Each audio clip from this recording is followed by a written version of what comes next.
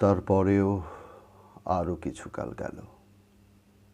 সেদিন কেতকী গেছে তার বোনের মেয়ের অন্নপ্রাশনে। অমিত গেল না।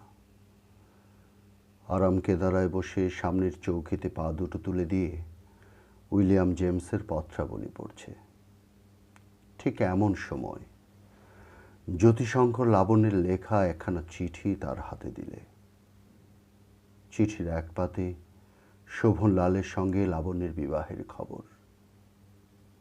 বিবাহ হবে 6 মাস পরে জ্যৈষ্ঠ মাসে রামগড় পর্বতের শিখরে। আর অন্য পাতে কালের যাত্রার ধ্বনি শুনিতে কি পাও, তারই রথ নিত্য উধাও জাগাইছে অন্তরিক্ষে হৃদয় স্পন্দন, চক্রে পিষ্ট আধারের বক্ষ ফাটা তারার ক্রন্দন। ওগো বন্ধু, সেই ধাবমান কাল জড়ায়ে ধরিল মোরে ফেলি তার জাল, তুলে নিল দ্রুত রথে দুঃসাহসী ভ্রমণের পথে তোমা হতে বহু দূরে।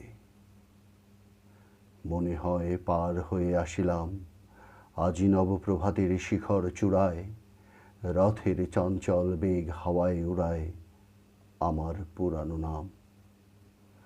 ফিরিবার পথ নাহি, দূর হতে যদি দেখো চাহি, পারিবে না চিনিতে আমায়। হে বন্ধু, বিদায়।